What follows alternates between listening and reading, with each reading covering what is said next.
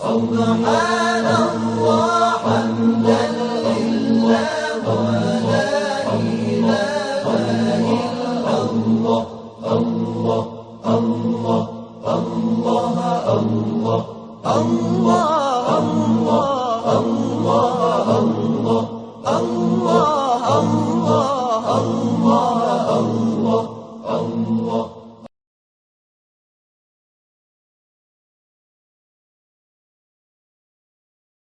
A'udzu billahi minasyaitonir rajim. Bismillahirrahmanirrahim. Alhamdulillah rabbil alamin wassalatu wassalamu ala rasulil azam Muhammad sallallahu alaihi wa alihi wasallam wa ala ahli baitihi thayyibin tahirin. Naqulu lakum assalamu alaikum warahmatullahi wabarakatuh.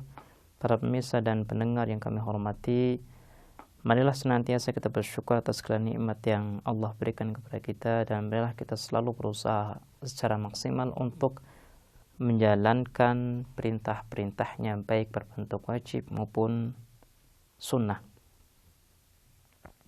Pada kesempatan yang lalu kita telah menyebutkan bantahan pertama terhadap teori reinkarnasi, di mana teori ini tidak sejalan dengan hukum akal kita dan tidak sejalan dengan fitrah kita.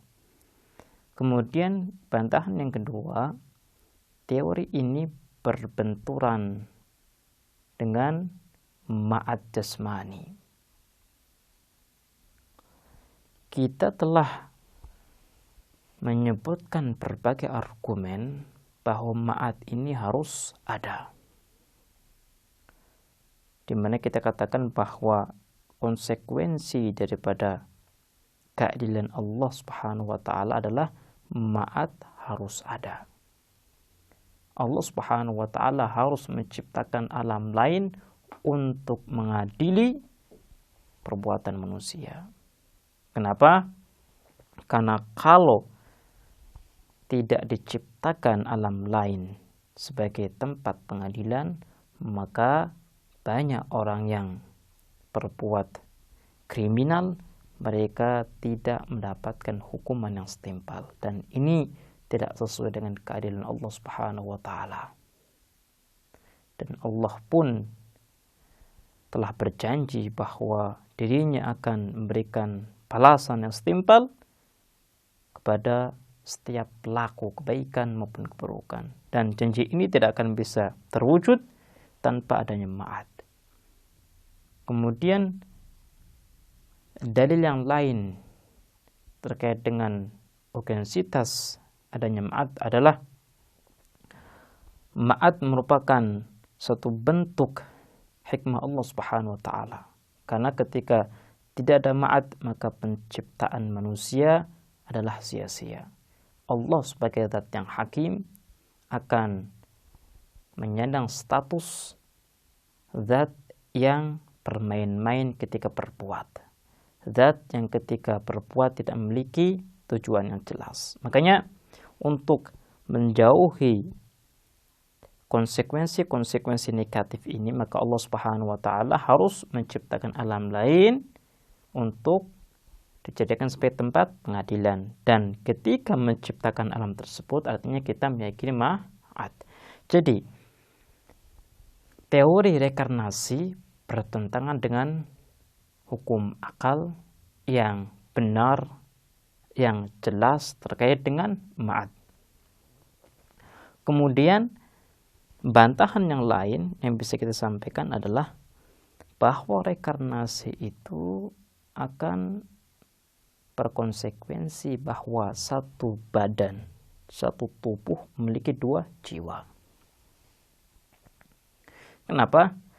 Karena kalau kita melihat bahwa setiap tubuh ini memiliki kesiapan untuk diisi jiwa oleh Allah Subhanahu wa taala.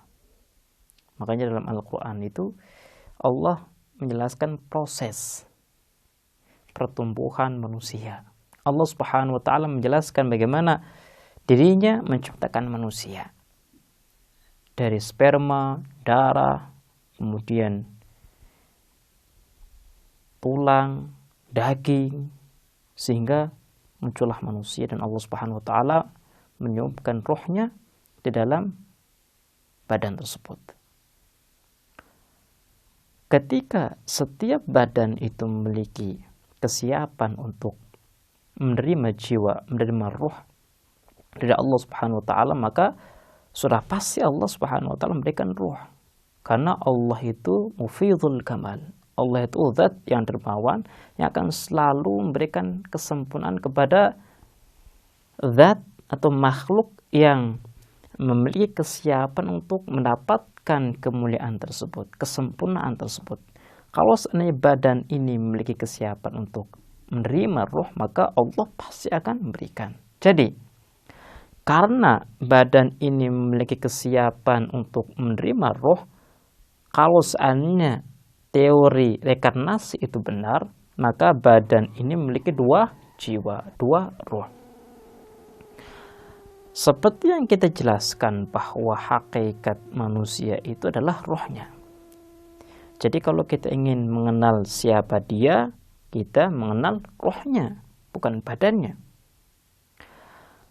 Karena pribadi manusia itu adalah ruhnya, maka kalau seandainya satu tubuh, satu badan itu memiliki dua ruh, maka badan tersebut memiliki dua pribadi. Dan ini bertentangan dengan realitas yang ada. Kalau kita kembali kepada diri kita, kita mendapatkan bahwa kita memiliki satu pribadi. Tidak ada pribadi-pribadi yang ada dalam diri kita. Makanya, kalau kita menginginkan sesuatu, kita akan berusaha dengan keras untuk menggapai hal tersebut. Makanya kita itu bisa mengambil satu sikap dalam persoalan, dalam perbuatan-perbuatan kita. Kalau seandainya ada dua pribadi, maka akan timbul perselisihan di sini. Satu pribadi menginginkan A, pribadi yang lain menginginkan B. Dan hal ini teori reinkarnasi itu tidak sesuai dengan akal dan tidak sesuai dengan realitas yang kita dapati dalam tubuh kita.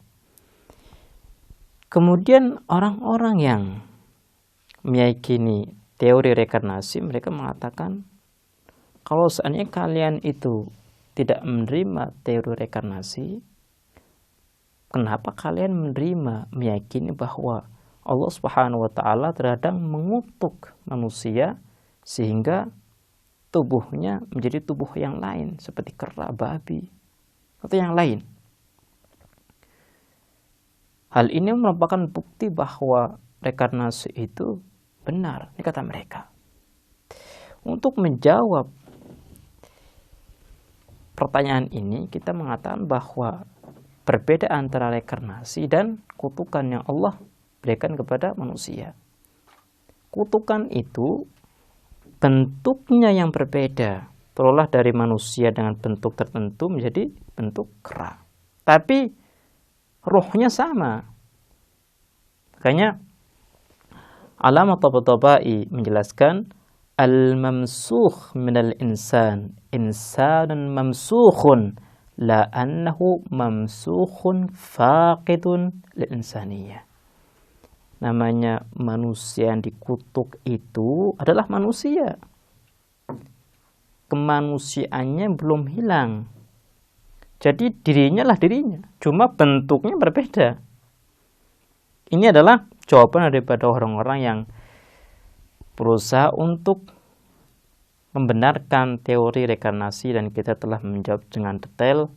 Semoga Allah Subhanahu wa taala tetap memberikan ma'rifah yang benar, ma'rifah yang sempurna kepada kita, karena dengan ma'rifah yang sempurna, ma'rifah yang benar, kita bisa menggapai kesempurnaan kita. Kita akhiri pembahasan kita. Aqulu lakum assalamualaikum warahmatullahi wabarakatuh.